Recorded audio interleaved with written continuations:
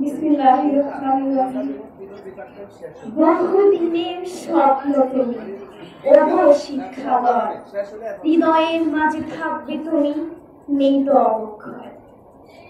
ঐতিহ্যবাহী পলাখাল চন্দ্রবান বালিকা উচ্চ বিদ্যালয় কর্তৃক আয়োজিত 2025 সালের এসএসসি পরীক্ষার্থীদের বিদায় ও বার্ষিক দোয়া অনুষ্ঠান উপলক্ষে উপস্থিত আজকের অনুষ্ঠানের সম্মানিত সভাপতি, প্রধান অতিথি, বিশেষ অতিথি ও আমার শ্রদ্ধেয় শিক্ষক মণ্ডলী, বিদ্যালয়ের সম্মানিত কমিটি সদস্য, আমার প্রিয় সহপাঠীবৃন্দ, স্নেহের ছোট বোনেরা এবং যারা দেখছেন ও শুনছেন তাদের সকলকে জানাই আমার পক্ষ থেকে আন্তরিক শুভেচ্ছা ও সালাম।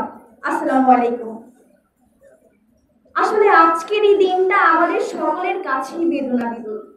দীর্ঘ সময়ের পরিক্রমায় পড়াশোনার পাঠ চুকিয়ে দীর্ঘ সময়ের এই শিক্ষা প্রতিষ্ঠান ছেড়ে আজ বিদায় নিতে হচ্ছে। অন্যান্য বছরের রোজার মাসের তুলনায় এই বছরের রোজার মাস আমাদের কাছে একটু ভিন্ন রকমের। কেননা তখন যখন আমাদের হেড স্যার নোটিশের মাধ্যমে আমাদের সমস্ত কোচিং ক্লাসের সমাপ্ত ঘোষণা করে ঈদের ছুটি দিত, তখন আমাদের প্রত্যেকটা শিক্ষার্থীদের মুখে যে আনন্দ উল্লাসের পুলকদীপ্ত ফুটে উঠত তা কিন্তু ভাষায় প্রকাশ করার মতো নয়। কিন্তু আজ কেন আমাদের চোখের কার্নিশে জমে আছে নীরব জলপ্রপাত?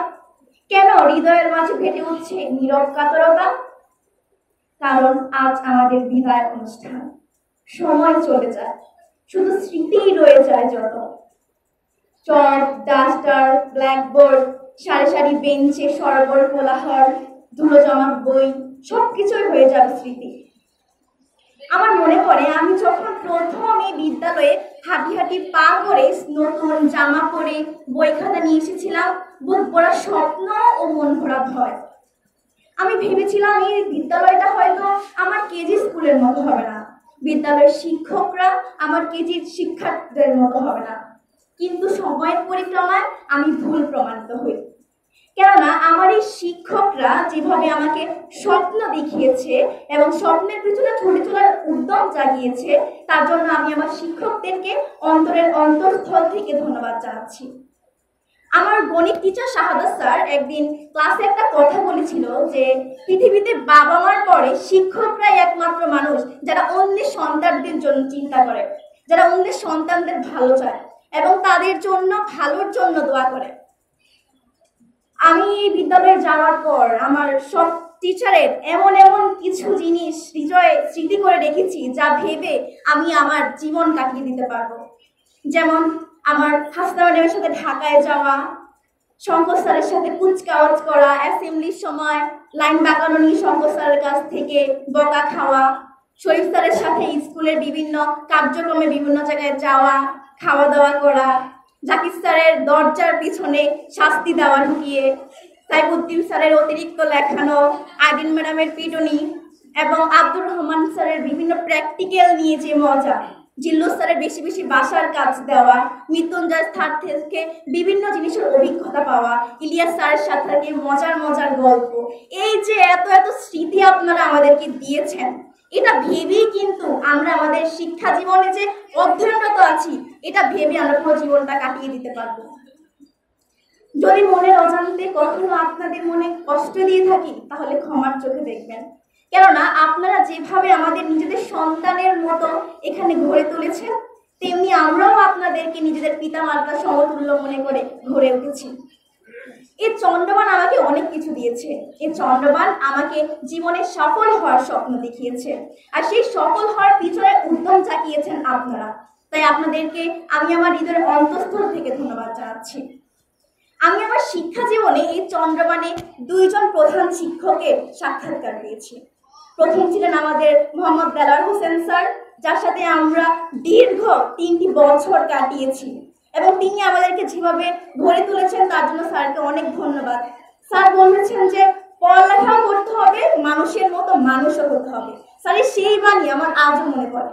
তেমনি যখন ক্লাস 9-এ উঠলাম তখন নয়ন স্যার আমাদের সম্মানিত প্রধান শিক্ষক এই বিদ্যালয়ে এসেছিলেন।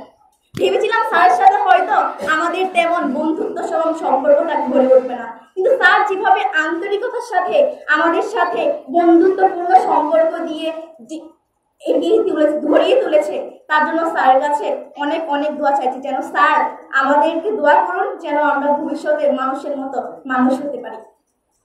প্রিয় ছোট বোনেরা, তোমাদের সাথে জড়িয়ে থাকা এত স্মৃতি কিভাবে ভুলে যাবো বুঝতে পারছি না।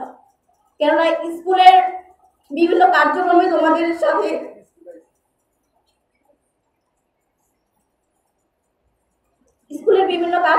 তোমাদের সাথে আমরা একসাথে কাজ করেছি, বিতর্ক দিয়েছি, বিভিন্ন জায়গায় গিয়েছি, অনেক মজা করেছি, মজার ছলে অনেক কথাও বলেছি। যদি কখনো তোমাদের মনে কষ্ট দিয়ে থাকি তাহলে আমাদেরকে বড় বোনের সেই সম্মানটা রেখে মাফ করে দিও। এবং তোমাদের জন্য দোয়া রইল, তোমরা ভবিষ্যতে অনেক বড় মানুষ হবে, অনেক সফল হবে। এবং আমাদের জন্য দোয়া করো, আমরাও যেন ভবিষ্যতে আমাদের যে যার লক্ষ্যের মতো এগিয়ে চলতে পারি। সবশেষে বলতে চাই, আমার খেলার সাথী, পড়ালেখার সাথী, প্রিয় সহপাঠী, তোমাদের প্রত্যেকের তোমাদের প্রত্যেকের যে স্মৃতি প্রতিচ্ছবি আমি আমার হৃদয়ের ক্যানভাসে এঁকে রেখেছি, এই প্রত্যেকটা পরিচিত মুখগুলোকে আমি যে কিভাবে বিদায় দিব তা কিন্তু আমি ভেবে পারছি না, বাকরুদ্ধ হয়ে যাচ্ছি।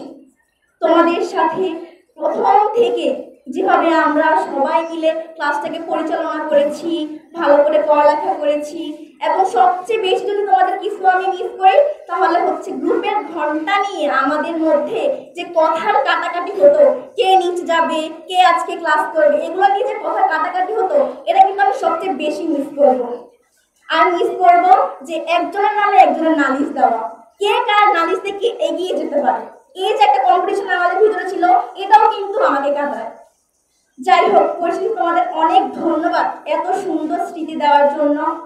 একটা কথা মনে রাখো, যদি গোটা এক সন্ধ্যা কোনো এক স্মৃতি দিয়ে স্থবির করে দেওয়া যায় তাহলে সেই স্মৃতি তোমাদের। গোটা একটা জীবনের যদি কোনো ডায়েরি লেখা যায়, সেই ডায়েরির প্রতিটা পাতায় পাতায় তোমাদের স্মৃতি জড়িয়ে আছে। তাই বিদায় লগ্নে বেশি কিছু বলতে চাচ্ছি না, শুধু বলতে চাই তোমরা যে যেখানেই থাকো না কেন ভালো থেকো। যদি মনের অজান্তে কখনো দুঃখ দিয়ে থাকি তাহলে মাফ করে দিও। আজকের অনুষ্ঠানের সম্মানিত সভাপতি এবং অন্যান্য যে অতিথিবৃন্দরা আছে সকলকে কাছে আমি দোয়া প্রার্থনা করছি যেন আমরা আসন্ন এসএসসি পরীক্ষায় আমাদের শিক্ষক, বিদ্যালয় এবং মা বাবার স্বপ্ন অর্জন করে ভালো রেজাল্ট করতে পারি। তার জন্য আপনাদের সকলের কাছে আকুল চিত্তে দোয়া চাইছি। পরিশেষে সকলের সুস্বাস্থ্য ও দীর্ঘায়ু কামনা করে আমি আমার বক্তব্য শেষ করছি। আলবিদা। আসসালামু আলাইকুম।